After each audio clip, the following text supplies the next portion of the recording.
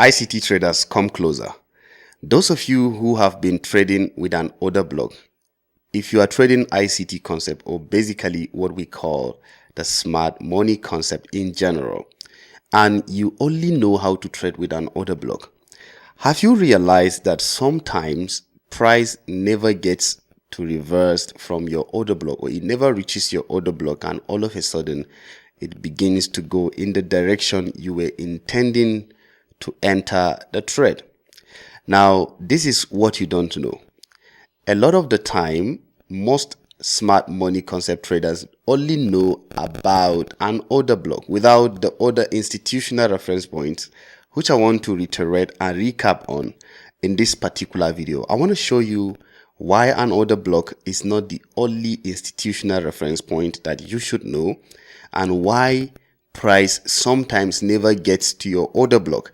And this will help you a lot to stop missing good trades that sometimes you will plan to take, and then all of a sudden the trade reverses before reaching your order block.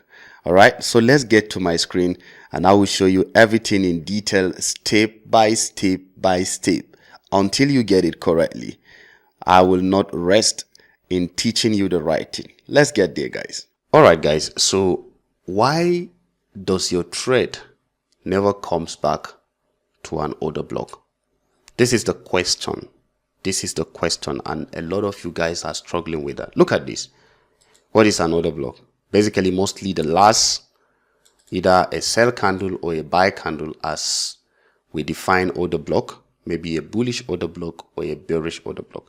So in this case, it's a bearish order block. As price is going, we expect price to touch this guy and boom, crash. Is that not what we call an order block? Or let me give you another example. If I could see it. This guy is an order block. I hope you know this very big sell candle. Normally the last sell candle before price creates one. This is a shifting structure, and creating this area, price retracing back into it, and you have probably a fair value gap very close to it. That makes a very valid order block. But then sometimes price never comes back to it. Even this one is a bullish order block. Price didn't come back to it. You see, a bullish order block. So why does this happen time and again and again? Let me save you the trouble of that. Okay, this is it. This is another bearish order block. This guy, can you see this guy? The last buy candle before price started going down. This is it. Price never came back to it. Had that challenge. So there are situations in the market that we see this time and again and again. Now, the only piece of information you're missing is that you don't understand the PD array. All right, the PD array. And this is a concept that I learned from ICT, Michael J. Hudson. The PD array is basically a sequential arrangement based on their importance or their level of importance. The PD array is basically a sequential arrangement of all the institutional footprints based on their importance, or according to their importance in price delivery. All right, I hope you understood that. Is the sequential arrangement of the 7 institutional reference points, or all the institutional reference points based on their importance in price delivery. So this is it.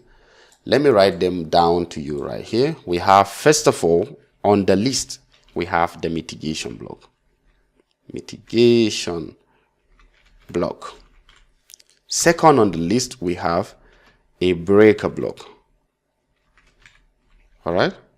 Third on the list, we have a liquidity void.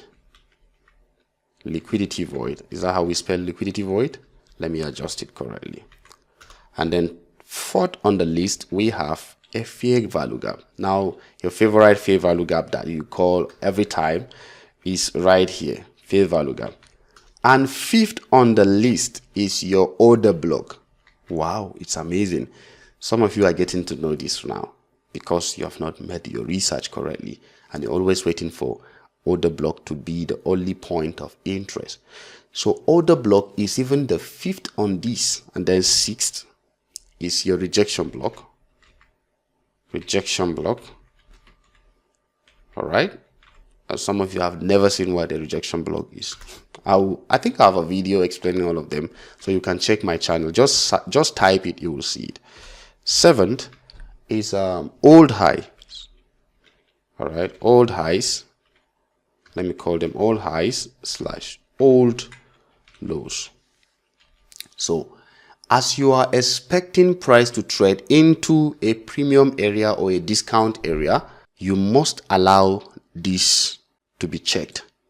Do I have a mitigation block or a breaker? One of these must be there. So if you have a mitigation, you will not find a breaker. So that's the beauty of it.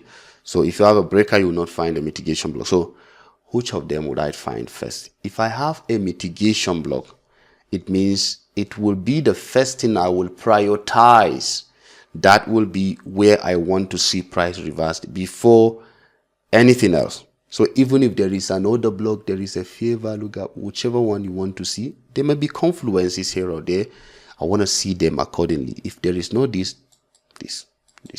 And that is why most of the time, price never gets to your order block. So look at this. Do you know what a mitigation block is, by the way? That's the first question I must ask you. Please write down this. The first question I must ask you is, do you know what a mitigation block is? As simple as that is, some of you don't know what a mitigation block is. A mitigation block is a failed order block. This is what I mean. You see, price moves in this manner: push up, retrace, boom, push, retrace, boom, push. What do you call this place? A bullish order block, right? The last sell candle now is your bullish order block. Is that not what you call it? It's a bullish order block. Let me even put it correctly. The last sell candle is a bullish order block. Now, what you normally do is to expect price to come back to this guy, and then you take your trade bullish again. Is that not what you do? That is what you do. So if price decides to move away from here, trying to go up, and then all of a sudden you discover that price couldn't even break structure above here. This was the last highest level it went to. It couldn't even break structure. It could not go further. It just crashed. It just crashed. Now this guy that was supposed to be your bullish order block becomes a mitigation block. We are not going to throw it away. It is important. We ain't throwing it away. It is important. So if price is coming back to him, we are going to use him. Now you couldn't push price, or you were not used. Now become our point of interest. That is what a mitigation block is. Those of you who are hearing this for the first time, I think you should say thank you in the comments, because I'm explaining this to you in the simplest term. So this becomes a mitigation block, a bearish mitigation block, because it will push price down. And you see, it was supposed to be a bullish order block, but it becomes a mitigation block. All right. So if this is what you see with a failure swing, a mitigation block is always a failure swing. It couldn't break the high. The only difference between a mitigation and a breaker is that breaker will successfully break above. In fact, it will successfully go there, breaking above to sweep liquidity here and then disappoint you. Come right into, let me see, sweep liquidity, come right crashing here, and whenever it comes closing below here, it becomes a shifting structure. The same thing with the mitigation block, all right? It creates shifting structure. So the breaker will successfully break, and it will be happy thinking that it is going to come back here, but it fell. So that's the difference. So if you have these guys, look at this. Look at this price action, guys. Notice what price did from here, boom, to this area, crashing, all right, boom, started going. Now, what did I tell you? I told you this exact thing. Notice what price did here. It first of all had a break of structure, pushed up, coming back, leaving this guy, which is an order block. Now go up and come back to this guy so I can buy. But look at what it did. Crashing. Did it break above its last point? No. Of course, no. It didn't. It did not go above its last point. And that is what a mitigation block is. Failure swing, crashing. So this guy now, we are not going to throw him away. It created a shifting structure. We are not going to throw him away. He is going to be useful to us. So if we keep this guy here, we are expecting price to come back to him. So notice above this guy, there is an order block and there is even a fair value gap. But because of your order of priority, we will first of all want to see price come down from here. All right, from that guy. And don't get me wrong, I'm not saying that this thing holds 100%. No, most of the time that is what you should expect. Sometimes price will come to the order block or a breaker, because now look at this. We have premium and discount. I just hope some of you are learning something here. This is so much of a knowledge to help you. We have premium, we have discount. If this bearish mitigation block was here, sometimes if it was here, because price love to trade into premium, if it was here, price will not so much be happy with this. It will push to prefer the order block or the fair value gap. So it is when these guys are in the premium for a sell, this is a sell scenario, or in discount for a buy scenario. So now that we have all of them in premium, it is going to be highly important for us to use the PDRA in accordance. So this is why you get disappointed. You see, it uses this guy and your order block. Those of you that only know what an order block is, you don't know the other ones, you can search it on my YouTube channel and you get a lot of knowledge right there. All right, so this is what happens most of the time. Let me quickly show you another example before I close. Now look at this particular one. Can you see this scenario? Price came having a shifting structure here.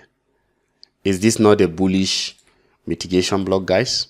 Had this. I don't need to sketch it for you. So some of you should know. You have this. Failure swing. Boom. Now, even if it is just the wick that pushed lower than this, we consider it as a breaker. Even if it is just the wick. All right. So this is a mitigation block. Bullish mitigation block. So where is your bullish order block? Here. All right. Where is your mitigation block? This guy. Notice what price did. If I am seeing this clearly, I think price did not touch the order block. Let me put it correctly and see. It was not coincidence. It didn't touch that order block to an extent you will expect. It didn't touch it. Just the tip. Because it had this guy. This bullish mitigation block. So it doesn't need this order block that much. Just the tip. There is a small gap in between it. And then boom, price decides to go up from there. So guys, these things are, you can check your charts, just check your charts and see time and again.